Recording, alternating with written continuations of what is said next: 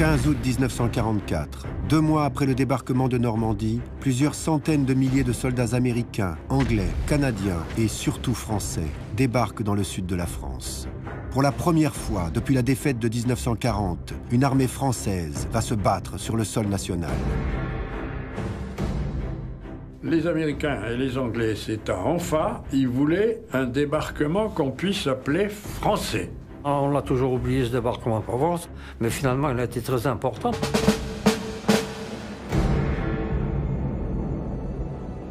Avec 80% de pieds noirs. On n'en parle jamais non plus. De la même façon que l'on marginalise complètement la résistance qui a tenu une place, et dans le débarquement et avant.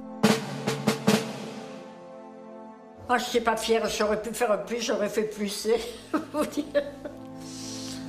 C'est vrai qu'on aime sa patrie, toujours.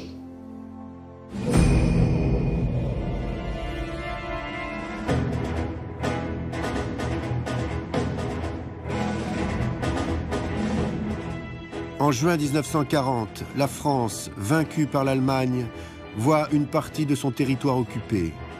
Elle entre dans une période de collaboration avec le régime hitlérien. En novembre 1942, après le débarquement allié sur les territoires français d'Afrique du Nord, les Allemands envahissent la zone libre. La marine française détruit ses bateaux à Toulon pour qu'ils ne tombent pas aux mains de l'ennemi. Tout au long de l'année 1943, lors de conférences internationales, les Alliés mettent au point leur stratégie. Leur but, porter un coup décisif à l'Allemagne nazie. Des Français libres, sous l'autorité du général de Gaulle, organisent à Londres et en Afrique la résistance et la reconstruction d'une armée. L'armée française a une revanche à prendre. Il est évident que l'humiliation de 1940 est une humiliation pour l'ensemble des Français d'ailleurs. Pour le général de Gaulle, c'est évident. Mais pour les militaires, est une humiliation particulière. À la conférence d'Anfa, en fait, pour nous Français, bon, c'est quand même la clé de voûte de tout ce qui s'est passé par la suite. Les Américains qui avaient convoqué les Français, puis pas n'importe qui, puisque c'était le président Roosevelt et M. Churchill, qui étaient venus là pour dire aux Français ce qu'ils comptaient faire par la suite. Les Anglais et les Américains ont décrété qu'ils iraient jusqu'au bout. C'était la première fois qu'ils voulaient que l'Allemagne soit mise à genoux.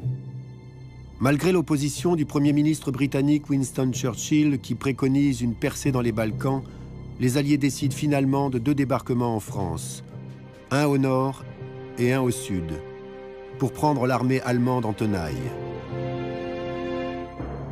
Churchill qui voulait que le débarquement ait lieu dans les Balkans, et Eisenhower dit « L'important pour nous, c'est Marseille, parce qu'à partir de Marseille, on va pouvoir approvisionner les troupes qui ont débarqué en Normandie. » Pour cela, il faut des ports en eau profonde. Il faut des ports qui puissent accueillir suffisamment de bateaux. Or, des ports en eau profonde, il n'y en a pas 36. Il y a Marseille et il y a Port-de-Bouc. Le débarquement en Normandie a été monté presque essentiellement, il faut dire, par les Américains, les Anglais, bien sûr, mais enfin, bon. Et tout à fait en dehors des Français. En juin 1944, le général américain Dwight Eisenhower, commandant en chef des forces alliées en Europe, organise l'opération Overlord en Normandie.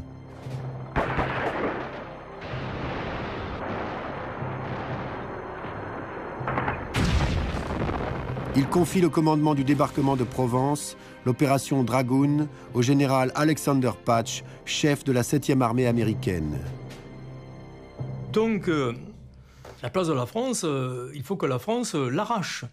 Elle est associée assez tardivement à l'élaboration des plans de débarquement, notamment du plan de débarquement en Méditerranée, où elle aura toute sa part, puisque la 7e armée américaine est composée de 2 entités, un corps d'armée américain et l'armée B du général de Lattre. Le général de Lattre donc a sous ses ordres à la fois des éléments de la France libre, c'est-à-dire des éléments issus du gaullisme de la première heure, ce qui va constituer la première division française libre, la première DFL, et des éléments de l'armée d'Afrique. La participation au débarquement pour les gens venant d'Afrique, puisque d'Afrique et des pays d'outre-mer, a été de l'ordre de, effectivement, presque 200 000 gars. Quoi. Bon.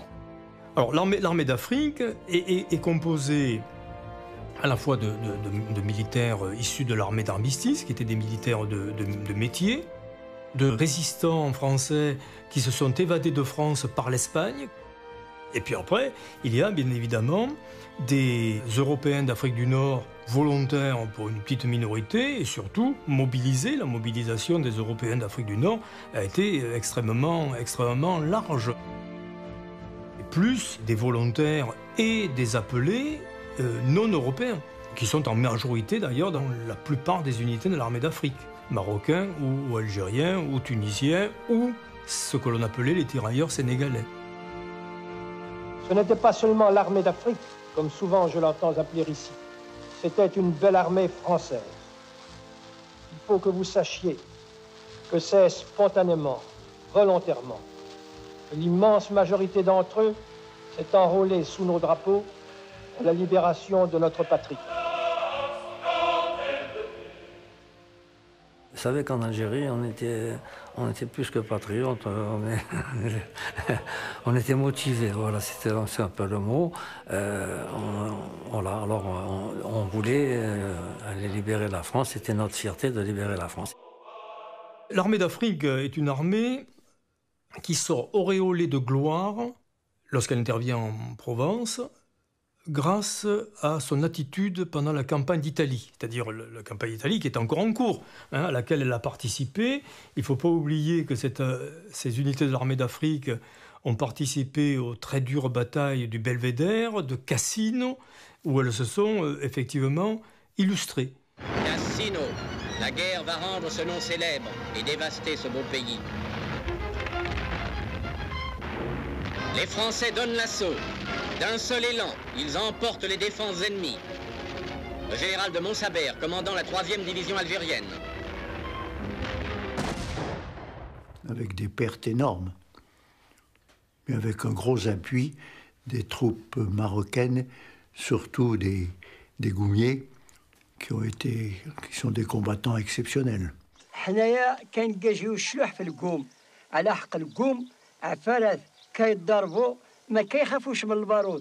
Et ce qui faisait leur valeur, les Goum, c'était des très bons tireurs. Ils avaient le sens, ils aimaient les armes. Et le plus, de très très bons observateurs. Ils ont été un peu les artisans de la victoire de la France. Il n'y a pas eu une désertion. Pas une. Les Goumiers, ils ont peur de rien.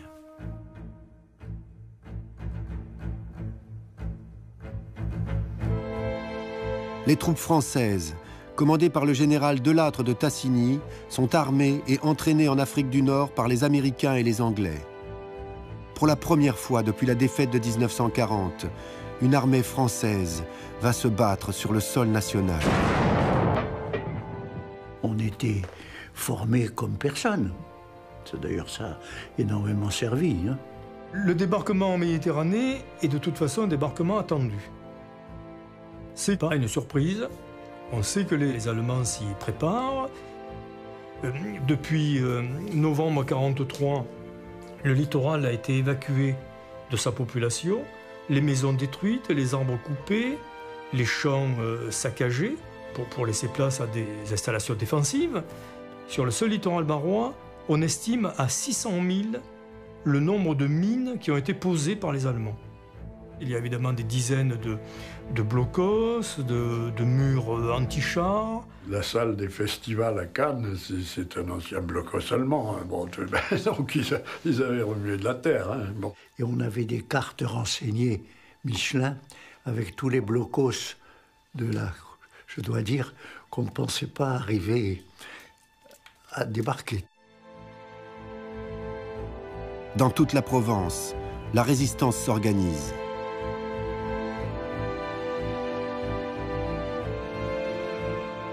Elle prépare le débarquement et multiplie les actions de renseignement, de sabotage, ainsi que les attentats. Ces actions vont consister à couper les voies de communication. Chemin de fer, y compris chemin de fer secondaire, et les ponts. Ça va être les cibles évidemment principales, ceci pour éviter un repli des Allemands. Des parachutages d'armes se sont accrus, même s'ils restent insuffisants, et puis arrivent des missions parachutées, de militaires parachutés par les états-majors d'Alger en particulier. Les Allemands d'ailleurs surévaluent les forces de la résistance. Ils s'imaginent que sur le plan de Kangers, il y a plusieurs milliers d'hommes qui sont rassemblés, renforcés par des parachutistes alliés. C'est aberrant. Depuis la Corse, libérée à l'automne 1943, et depuis l'Italie, les pilotes alliés effectuent des missions de reconnaissance au-dessus de la vallée du Rhône et le long des côtes méditerranéennes. Sur ces avions qui volaient très doucement, il y avait des caméras, il y avait des appareils de photo, n'est-ce pas? Alors, même en allant très très doucement, ils faisaient des allées-venues depuis Perpignan jusqu'à Ventimille, le long du rivage. Saint-Exupéry avait un de ces avions et mon cousin Adrien avait un autre avion comme ça. Et ils prenaient des photos à longueur de journée, à une certaine altitude forcément, pour savoir s'il y avait des mines le long de la mer, dans l'eau, des mines sous-marines. C'est dire que c'est un débarquement qui a été préparé méticuleusement. Dans les semaines qui précèdent le débarquement, les bombardiers alliés pilonnent les défenses allemandes entre Nice et Marseille. Ces bombardements vont faire de nombreuses victimes parmi la population. C'est comme le bombardement du 27 mai. Bon, ils bombardent les gares, en gros. Hein. Gare Saint-Charles, Blancarde. Bon, c'est l'ensemble de la ville qui est touché. Hein. Des milliers d'immeubles démolis, bon, des centaines de morts, voilà. Donc, tout le monde allait à la cave. Mais à la cave, tout le monde criait, tout le monde pleurait. Mon père, il a dit, c'est pas la peine que tu ailles à la cave, parce que si la bombe, elle tombe, d'en haut, elle va jusqu'à bas, la cave. Tu serais autant marron en bas qu'en haut, alors tu n'as qu'à rester seul à la maison, au moins tu n'as pas peur. C'est vrai, effectivement, il avait raison, parce qu'à la maison, on était plus au calme quand même. Même si on avait peur, mais bon, c'était comme ça bombardait, hein. On est effaré de voir que cette population qui subit les bombardements alliés ne se retourne pas contre les alliés. Car pour elle, les vrais responsables, ce sont les occupants et les auxiliaires français de l'occupant. Donc l'espérance de la libération, elle est là. L'attente de la libération est là. Au début du mois d'août, dans les ports de Méditerranée, les troupes alliées se préparent à embarquer.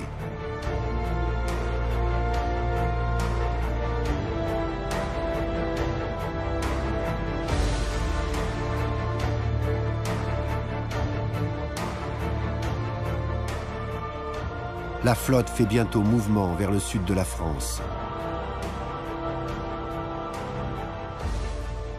On embarque le 14 au matin et on fait route avec, on rejoint l'armada qui se trouve au large et des centaines et des centaines de bateaux à perte de vue, il y a de tous les côtés. On se demande comment les bateaux ne se cognaient pas. C'est invraisemblable.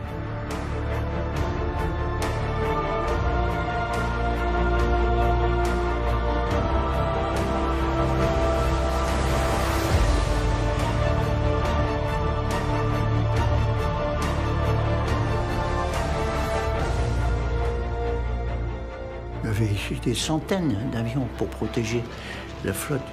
Et alors il y a eu des combats d'Allemands qui ont essayé et qui n'ont pas réussi. Il n'y a pas eu un seul bateau de coulé.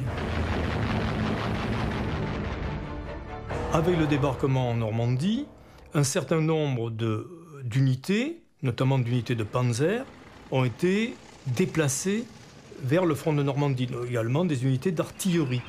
Donc ces unités allemandes, elles ont une force qui est quand même assez relative. Il n'y a pas de réserve, l'artillerie est très faible, la marine est très faible, il n'y a pas de couverture aérienne. Ce sont donc des forces très affaiblies qui occupe la Provence.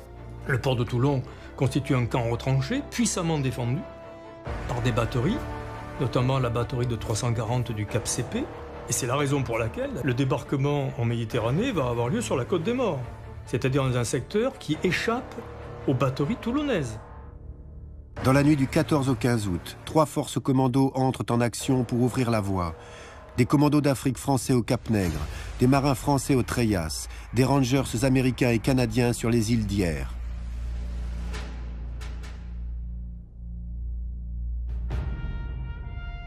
Le 14 soir, il est à peu près 22 h quand on reçoit l'ordre de descendre dans les bateaux de débarquement, les LCA. Alors avec ma section de mortier, on descend dans une chaloupe, on est une quarantaine dans ces bateaux-là. On débarque sur cette petite plage inconnue. Le colonel nous fait presser. On est 600 hommes sur cette petite plage de rien du tout. Le débarquement se passe très bien. Notre mission, c'était de débarquer à l'ouest du débarquement de Cavalère. Et le groupe naval d'assaut, lui, débarquait à l'est, au Tréas. Vous savez, eux, par contre, ils n'ont pas eu de chance comme nous. Ils ont été pratiquement tous éliminés. Et pendant qu'on débarquait, nous, le capitaine du Corneau prenait le Cap-Nègre.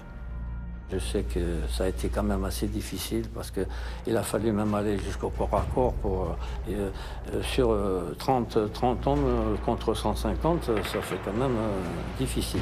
Enfin, les 3 canons ont été détruits. C'est des canons qui portaient très loin et empêchaient tous les navires sur des 30 ou 40 km et qui gênaient le débarquement. Au petit matin, un 4e commando aéroporté est largué à l'intérieur des terres à proximité de Draguignan.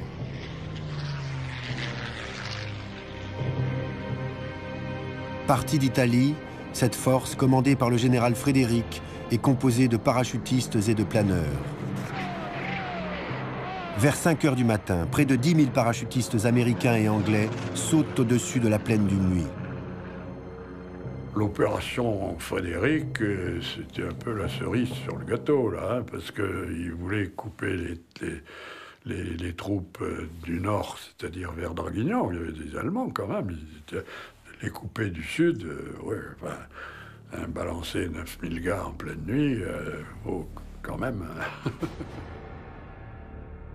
Le général, là, Frédéric, qui était un type absolument extraordinaire. Ça. Lui, je l'ai vu, celui-là. C'est lui qui a monté cette opération. Et c'était gonflé. Hein. But when we were marching to the aircraft, somebody started singing the Marseillaise. And that was a moment I shall never forget. Everybody in the whole camp started singing. That was really very emotional. We left Italy in the middle of the night, and when we landed here, it was like 4:30 in the morning. It was still dark. Then an hour later, it got light. Now, I was lucky. I landed in Le Muy. Had a good landing. The planes had problems because it was foggy, and they were about 23 miles away from where we were supposed to be. But they dropped us, and we landed in the mountains just outside of Le Muy. And then we were spread all over. Le parachutage se passe mal. Les jeunes pilotes inexpérimentés dispersent les hommes de Frédéric sur plusieurs dizaines de kilomètres autour du Muy.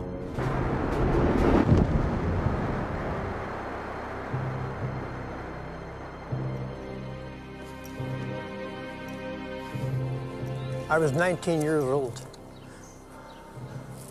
This is the drop zone where I jumped in August 15th. It was late in the evening, I think it was about 6 o'clock. I actually landed, these grapes were not here. This was all open field. The greenhouses down there were not there at that time. Our first objective was to clear the area of the enemy so the gliders could come in.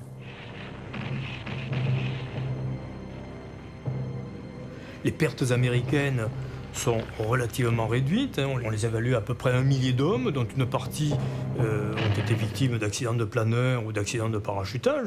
La plupart enterrés au cimetière nécropole américaine de Draguignan. Il y a 862 tombes c'est tous les morts de l'opération de Frédéric. My best friend, Robert Brown, is in the cemetery. And we plan on seeing that grave again. As paratroopers spread out toward their objectives, they establish contact with French forces of the interior, whose support has figured extensively in the Battle of France. Et la mission des commandos, c'était d'établir une tête de pont et de tenir cette tête de pont jusqu'à l'arrivée des Américains qui devaient débarquer, eux, le 15 au matin, à 8 h du matin, et qui devaient nous rejoindre.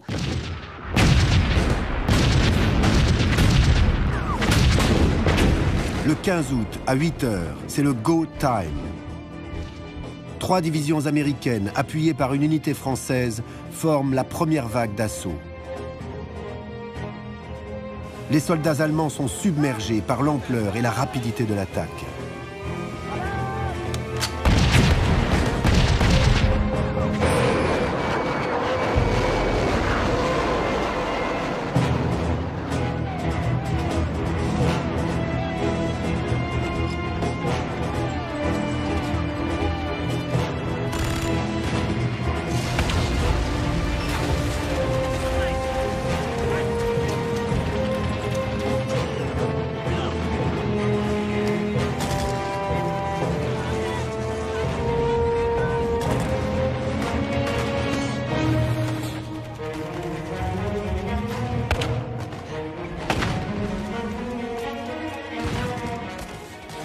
C'était les Américains qui étaient en force. Le jour du débarquement, nous n'étions qu'un escadron de chars, le 4e escadron, Ardisson. Les autres ont débarqué le lendemain.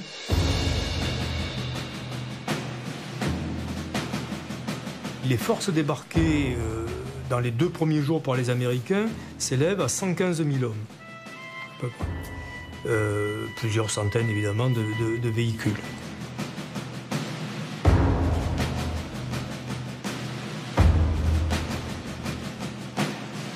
Au soir du 15 août, les soldats américains ne comptent que quelques dizaines de tués et de blessés autour de Fréjus et de Saint-Raphaël. Fréjus résiste un petit peu, mais tombe le 16.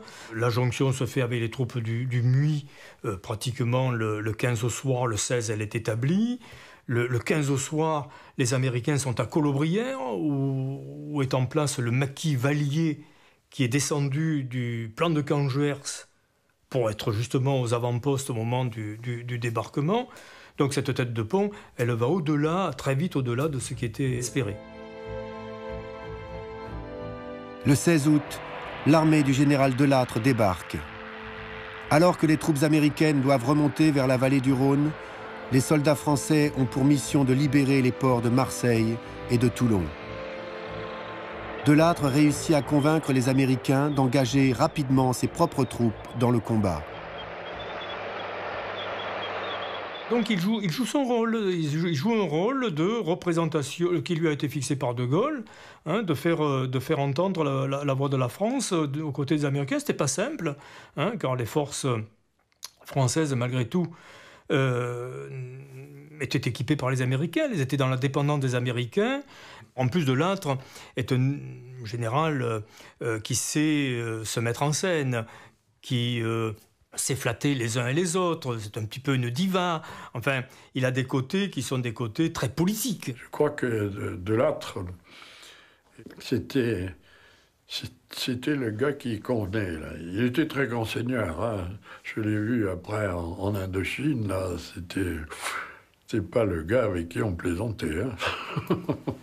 Superbe, toujours habillé, et il était très très sévère pour la troupe, pour la tenue. Ça a été un grand chef militaire, très grand.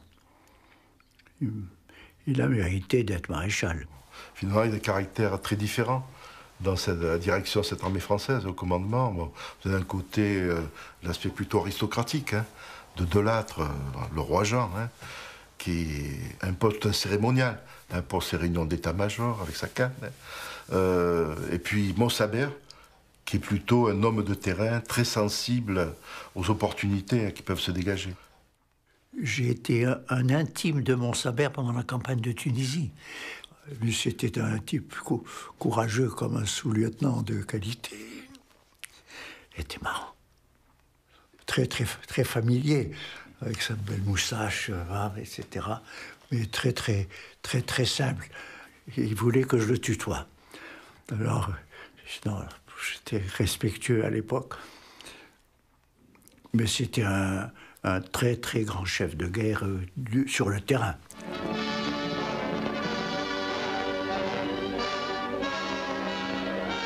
Et sur les traces des commandos, le gros des troupes progresse dans un décor dont la douceur classique est altérée par les rudes stigmates de la guerre. La brèche est ouverte. Avec la France libre, l'espoir pénètre en France occupée. Et le 19 août, l'ordre général de repli est donné, par conséquent, à ce moment-là, ces forces allemandes remontent, sauf pour Toulon et Marseille. Là, il n'y a pas d'ordre de repli, l'ordre c'est de tenir coûte que coûte.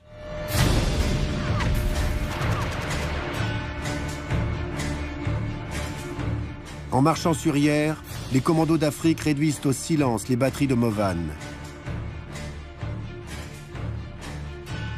Quelques kilomètres plus loin, la première DFL, division française libre, enlève le Golf Hotel, tuant près de 200 soldats allemands.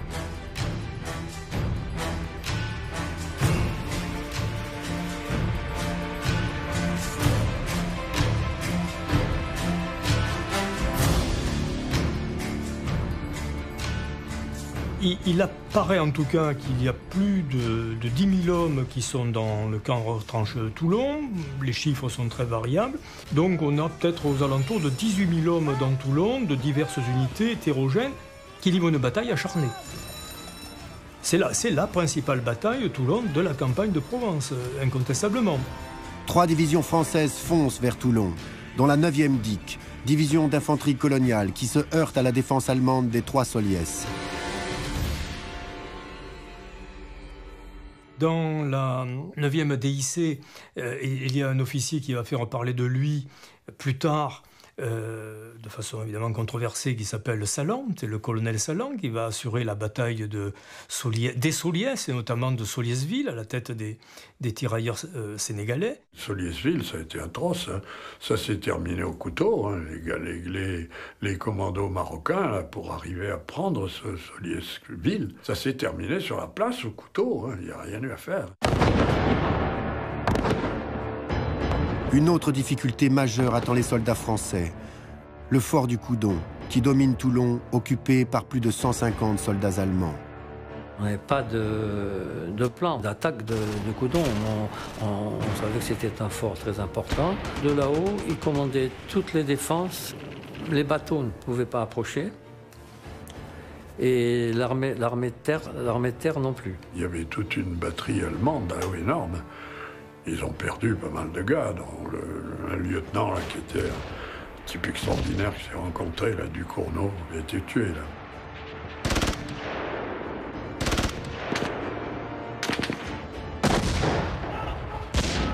Et ils sont passés par la toiture du bastion et ils ont balancé des tonnes de grenades dans le truc, ce qui fait que les Allemands ont perdu beaucoup de monde et ils ont capitulé. Mais ouais, ça ne s'est pas passé tout seul, tout ça.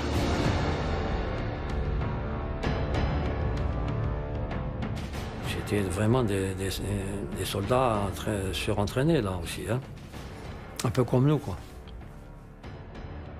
Avec cette avancée des chars légers de la 9e DIC jusqu'à La Valette, et puis qui se retrouvent coincés dans La Valette parce que l'infanterie est encore à la Farlède, et puis la logistique ne suit pas. D'ailleurs, l'un des problèmes des Américains et des Français, c'est ça aussi.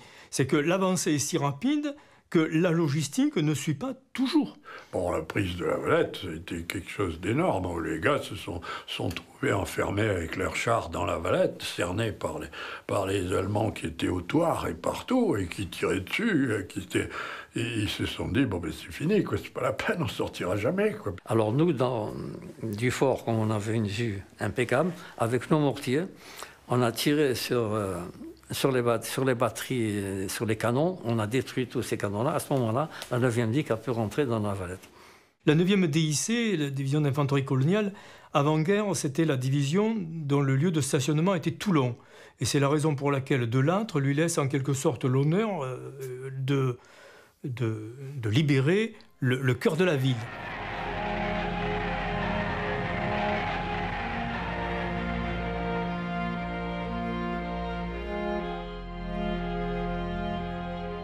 Il y a bien entendu l'investissement par le colonel Bonjour du camp retranché de Toulon, la libération de Bandol et en somme l'investissement de Toulon qui est réalisé le 21-22 août. Ça y est, le camp retranché de Toulon est totalement encerclé. Il y a l'effort de Sifour qui bombarde les troupes alliées au fur et à mesure qu'elles avancent sur Toulon, qu'il faut évidemment investir.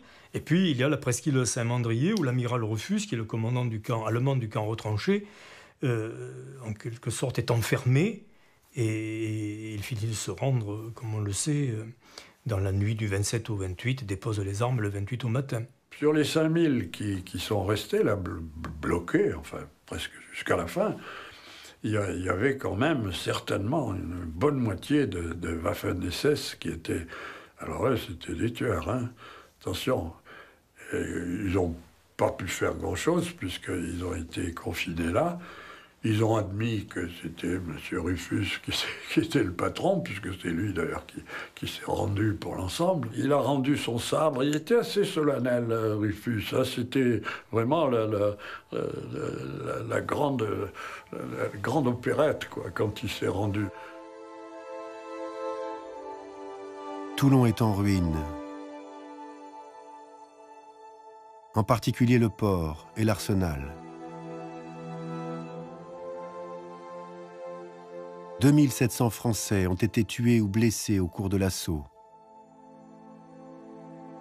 Les Allemands comptent plusieurs milliers de victimes et plus de 17 000 prisonniers. Alors ils font un plan de bataille pour aller sur Marseille. Et Delattre dit, ben, mon plan de bataille est que vous contourniez de Gémenos, vous alliez passer, n'est-ce pas, tomber vers les mines de Gardanne ou autres, aller jusqu'au bout, n'est-ce pas, et quand tout serait là-bas, Marseille sera encerclée, nous rentrons dans Marseille. Alors de Montsabert, lui qui était très ami avec Delattre, dit non, moi je ne fais pas ça, je ne fais pas ça. Je profite des Allemands qui sont bousculés par Toulon et par Marseille pour entrer directement sur Marseille. Alors le Delattre dirait pas, écoute-moi, hein, si tu réussis, je te dirai rien. Mais si tu échoues, ne me parle plus jamais. J'avais senti qu'il y avait une véritable scission entre la défense de Toulon et la défense de Marseille, si bien que pour moi, c'est dans cet état d'esprit que j'ai poursuivi ma route, le 20, jusqu'au moment où nous avons appris que la porte d'Aubagne était sérieusement tenue par l'ennemi.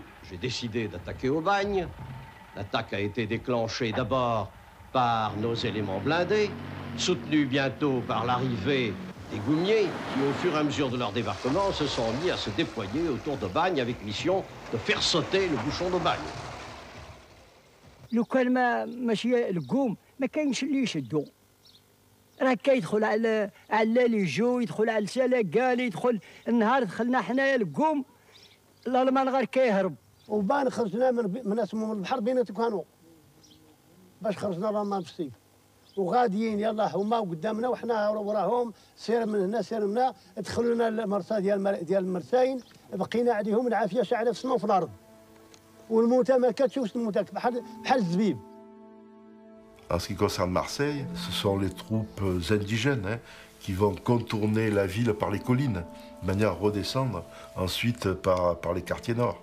Bon, ça, il faut des troupes aguerries qui ont l'habitude de le faire et qui sont vraiment très dures au combat, et elles auront beaucoup de morts.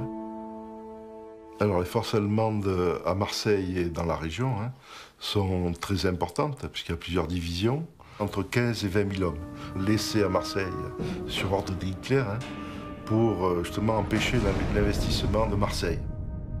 Toulon n'est pas encore libéré que les troupes de Montsabert se dirigent vers Marseille où, depuis le 19 août, les FFI, Forces françaises de l'intérieur qui rassemblent les différents mouvements de la résistance, ont lancé une guérilla urbaine contre les forces allemandes.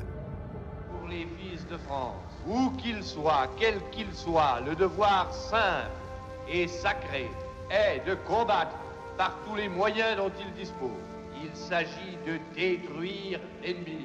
L'une des caractéristiques de la libération des villes de notre région, c'est que ce sont parmi les quelques villes en France où l'insurrection, ce qu'on appelle l'insurrection nationale, a eu lieu.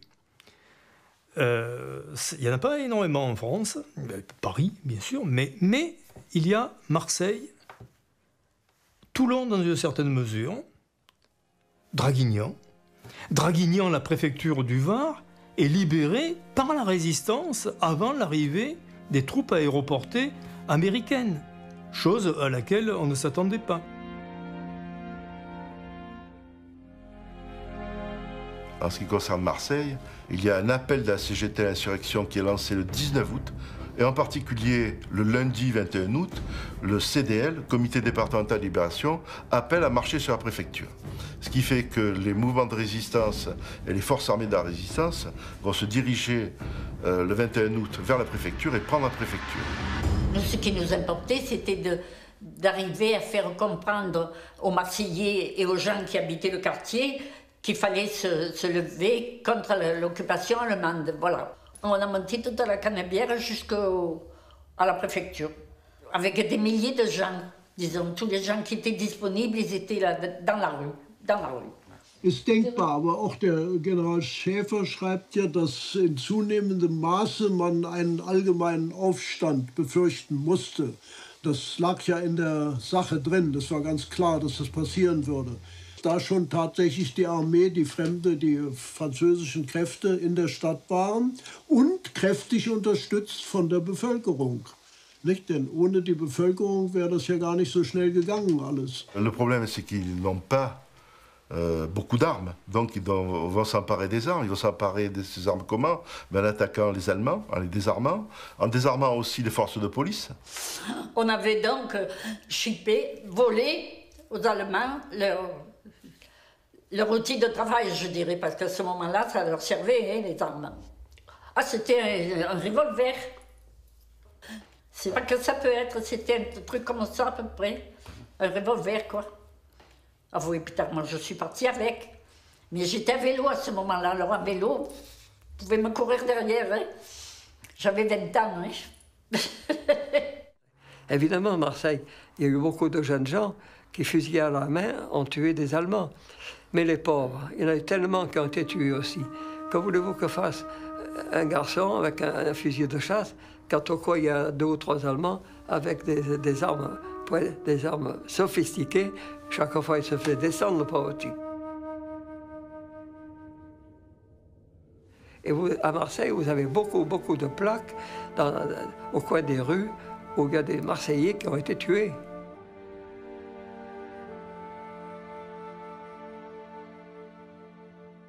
Le 22, j'ai reçu les braves résistants de Marseille, très émus par les batailles qu'ils soutenaient à l'intérieur de la ville. Dans ces conditions, ma mission était très simple. J'avais le devoir d'aller au secours des défenseurs, plus exactement des résistants de Marseille, et d'entrer aussi profondément dans la ville qu'il fallait pour qu'ils puissent continuer et soutenir leur combat glorieux à l'intérieur de la ville. Et la ville n'est pas libérée, mais la résistance tient. Le cœur de la ville, en particulier les FTP, les FTP MOI étrangers, les milices patriotiques, les groupes francs des mouvements unis de la résistance sont bien présents dans la ville. Et ensuite font le coup de feu, et à la surprise d'ailleurs des militaires qui arrivent, notamment, je l'ai dit, du colonel Chaput et tirailleurs algériens, qui ne s'attendaient pas à s'enfoncer finalement dans une ville en partie libérée. L'ennemi a relevé le camp. Il tient encore Notre-Dame de la Garde. le château d'If, les îles du Frioul, le fort Saint-Jean et le fort Saint-Nicolas, d'où il prend la Canebière en enfilade. La bataille de Marseille, d'un point de vue militaire, me paraît moins rude que celle de Toulon. Ça ne va pas faire plaisir aux Marseillais, mais tant pis. Elle est évidemment, d'un point de vue géostratégique, plus importante, car le port de Marseille a une autre importance que le port de Toulon, bien entendu. C'est une bataille difficile. Les troupes marocaines, en particulier, vont avoir des pertes considérables en attaquant les positions dans lesquelles les Allemands se sont retranchés. Mais c'est une bataille d'îlot de résistance en îlot de résistance. Le parc Brûilly, Notre-Dame de la Garde, le Rakati sont autant de môles de résistance extrêmement compliqués à conquérir, bien entendu. Suspension d'armes. L'ennemi demande à parlementer. Les rues sont aussitôt peuplées d'une foule joyeuse qui se hâte vers les libérateurs. Follement acclamés, un premier cessez-le-feu intervient. Il permet au général de Montsabert d'engager des pourparlers avec le général allemand Schäfer. Mais celui-ci refuse de rendre les armes. Or, je sentais très bien que sur le plan moral, les Allemands étaient très atteints et qu'il fallait profiter de cette situation pour précipiter les choses. De sorte qu'en quittant le général Schäfer, j'ai décidé d'attaquer Notre-Dame de la Garde, de façon à dominer toute la position de Marseille. La difficulté, tout le monde la connaît, Notre-Dame de la Garde est en haut d'une très haute colline qui domine tout, qui voit tout. Par conséquent, il fallait gêner l'adversaire par le nombre des assauts qui pouvaient monter le long de la colline et par toutes les directions. La prise de Notre-Dame de la Garde, c'est fait par les tirailleurs algériens qui montent par un petit passage sur le côté de Notre-Dame de la Garde et qui arrivent comme ça jusqu'au sommet et à prendre un petit peu les troupes allemandes à revers. Und da ging dann, um es mal mit einem Satz zu sagen, alles durcheinander und von einer Übersicht war keine Rede mehr. Und es hatte auch keinen Zweck, da irgendwo nach oben hin anzufragen, was sollen wir jetzt machen. Unsere Aufgabe war es, da zu sein und das für eine Verteidigung bis aufs Messer und bis zur letzten Patrone, wie das bei Schäfers Bericht auch genannt wird, praktisch nicht in Frage kam. Das war ja eigentlich selbstverständlich. Et les Allemands se sont rendus, ils étaient nombreux à Notre-Dame de la Garde, plus de 1000. Ils n'étaient pas très chauds, ils savaient que c'était cuit.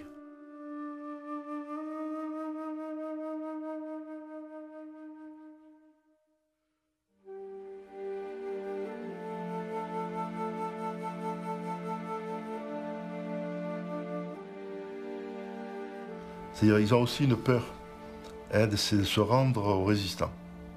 Puisqu'ils considèrent que c'est des terroristes, donc ils vont les exécuter comme ça d'un coup. Donc ça va jouer aussi en faveur des troupes régulières. Ils vont préférer se rendre aux troupes régulières françaises qu'aux résistants. Les derniers bastions allemands sont bientôt réduits au silence. La conquête de Marseille a fait près de 1500 tués chez les soldats français, plus de 5500 chez les Allemands et plusieurs centaines de morts parmi la population et les résistants.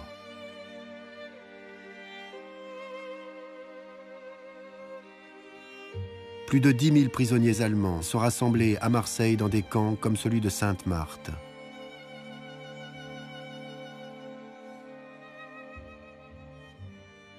La reddition de Marseille, c'est le 28, le dépôt d'armes se fait dans les deux villes en même temps.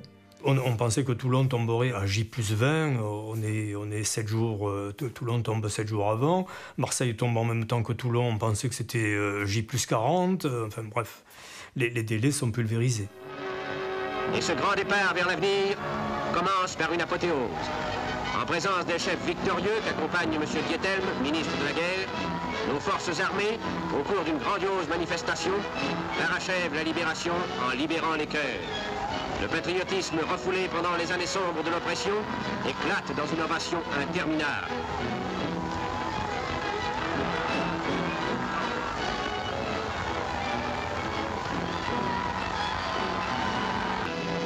Marseille, acclame le chef de la première armée, le général Delattre de Tassigny, qui a libéré la ville 30 jours avant la date prévue. Le général de Montsabert, dont l'habile et rapide manœuvre a évité qu'elle fût endommagée et qui est nommé citoyen d'honneur.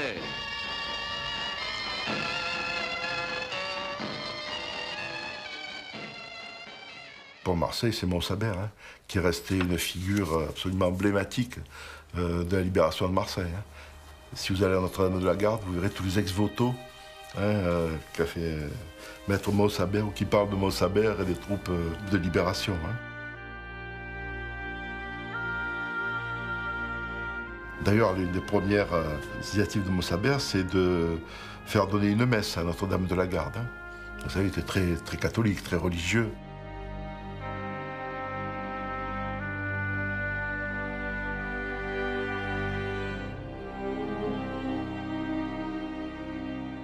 Dans un incomparable paysage, une foule recueillie assiste au Tédéum.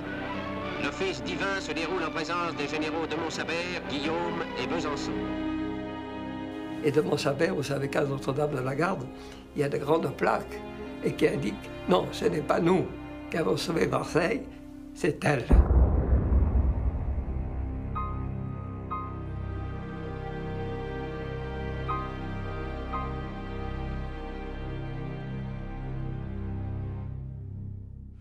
La libération de Marseille, ça veut dire qu'on a un port à eau profonde qui va permettre le débarquement des troupes alliées, du matériel, et qui va permettre aux troupes de libération de remonter la vallée du Rhône très rapidement pour rejoindre les troupes de Normandie.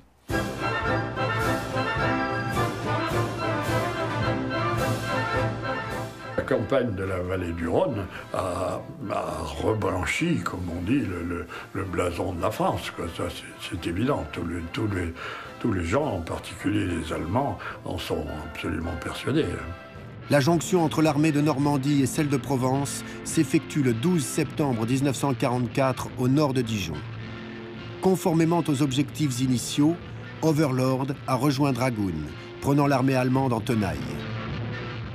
Cette jonction des troupes débarquées en Normandie et des troupes débarquées à Marseille joue un rôle absolument essentiel. Elles prennent les troupes allemandes en étau. D'abord coupe la France, là, hein, donc les troupes qui sont dans le sud-ouest, c'est terminé, mais enfin, beaucoup se sont repliés. Et puis ça permet aussi d'avancer vers l'Allemagne.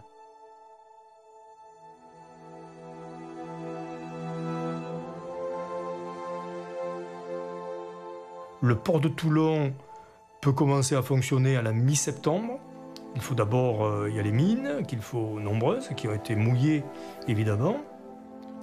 Il y a les épaves du sabordage, une partie d'entre elles sont toujours là parce que les Allemands s'en sont servis, pour certaines, pour boucher les passes. La marine résistante, la force française navale libre, fait son entrée le 13 septembre, 2 jours avant la venue du général de Gaulle à Toulon. Le 13 septembre, quand on est rentré avec toute la flotte, on est rentré à midi, il pleuvait. C'était triste, horriblement triste.